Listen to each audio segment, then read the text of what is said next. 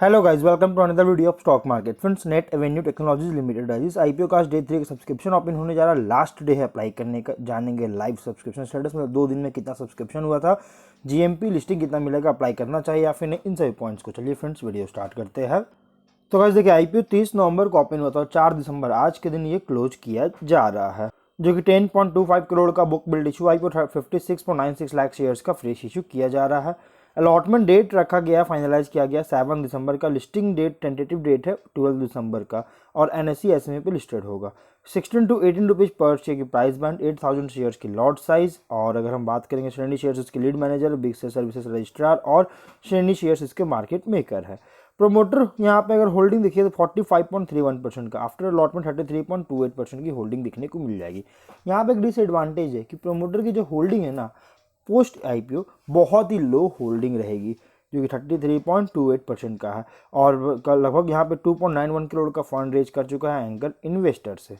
अगर हम इसके सब्सक्रिप्शन देखेंगे तो सब्सक्रिप्शन यहाँ पे क्यूआईबी से कोई खास नहीं, 0.41 टाइम्स का है, मतलब बहुत ही कम सब्सक्राइब किया गया। लेकिन एचएनआई 46.17 टाइम्स का बहुत ही स्ट्रॉन्ग सब्सक्रिप्शन है। रिटेल भी यहाँ पे 89.41 टाइम्स का स्ट्रॉन्ग सब्सक्रिप्शन है। टोटल है 54.76 टाइम्स का, जिसमें से यहाँ पे गाइस क्यूआईबी में सब्सक्राइब नहीं किया गया है। और क्यूआईबी वैसे भी गाइस होते जो है, ये क्यूआईबी कैटेगरी के लोग ये आखिरी के दिन में अप्लाई करते, तो आज देखना ये है कि क्या इसमें अप्लाई करेंगे या फिर नहीं। लेकिन अभी के सिनारियो के अकॉर्डिंग जीएमपी 11 रुपीज़ और जिसके अकॉर्डिंग बहुत ही स्ट्रॉन्ग डेब्यू करेगा 61% की लिस्टिंग के साथ। वहीं अगर हम बात करें इसके बिजनेस मॉडल का, तो 1998 में इनकॉर्पोरेट किया गया था। इससे पहले इसका नाम था नेट एवेन्यू इंक्लूसिव, जो कि एक online digital direct to consumer business करती है ethnic wear, Indian ethnic wear और एक्सेसरीज का, जो कि यूएस में। और यहाँ पे कंपनी जो है स्टार्ट किया था गिफ्टिंग पोर्टल से स्टार्ट किया था, जिसका नाम था chennaibazaar.com। One of the first Indian gifting portal है जो कि ऑफर करती है गिफ्टिंग सॉल्यूशंस का इंडियंस को, जो विदेश में रहते हैं, फॉरेन में जो रहते हैं।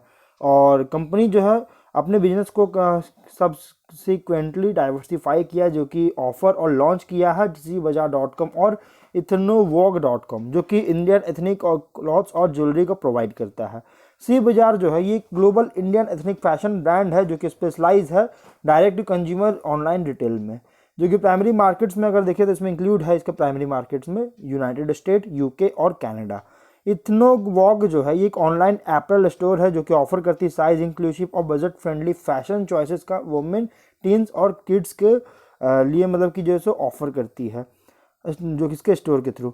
और यहाँ पे नेट एवेन्यू टेक्नोलॉजीज जो है ना, ये प्राइमरी कैटर करता है साउथ एशियन कंट्रीज़ को। और इसके अलावा कंपनी का जो क्लाइंटेल है इसमें इंक्लूड है अलग अलग कंट्रीज जैसे यूएस, यूके, कनाडा, ऑस्ट्रेलिया जैसे कंट्रीज से इसके क्लाइंट्स आते हैं इसके पास, इसके अलावे और साउथ एशियन कंट्रीज़ के अलावे। और कंपनी का जो डिस्ट्रीब्यूटिंग पार्टनर्स है इसमें यहाँ इंक्लूड मिंत्रा, नाइका, आजियो जैसे बड़े बड़े ऑनलाइन ई कॉमर्स प्लेटफॉर्म इसके जैसे डिस्ट्रीब्यूटिंग पार्टनर्स है।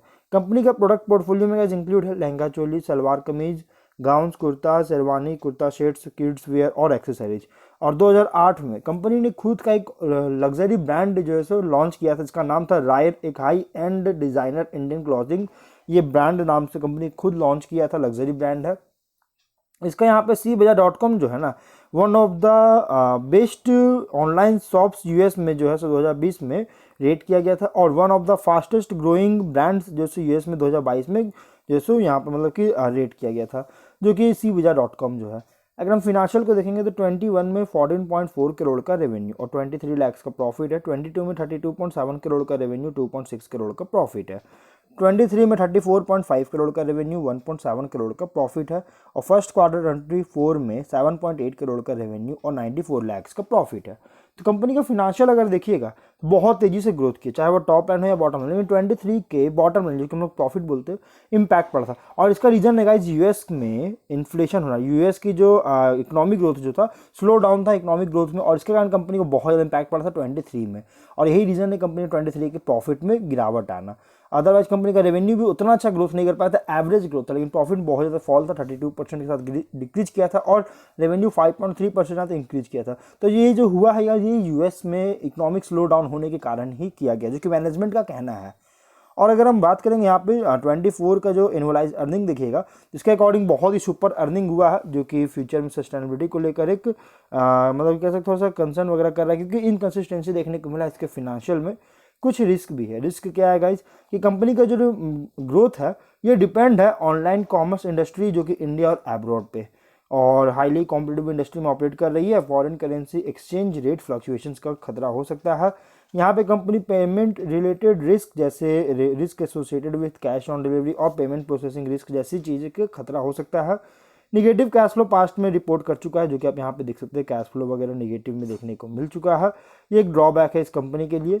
अगर हम बात करेंगे ऑब्जेक्टिव का, तो यहाँ पे कस्टमर एक्विजिशन, मार्केटिंग अवेयरनेस के लिए आईपीओ लाया गया, फंडिंग करना चाहती है, वर्किंग कैपिटल रिक्वायरमेंट और general corporate purpose public issue expenses को मीट करना चाहती है, इसके लिए आईपीओ लाया गया।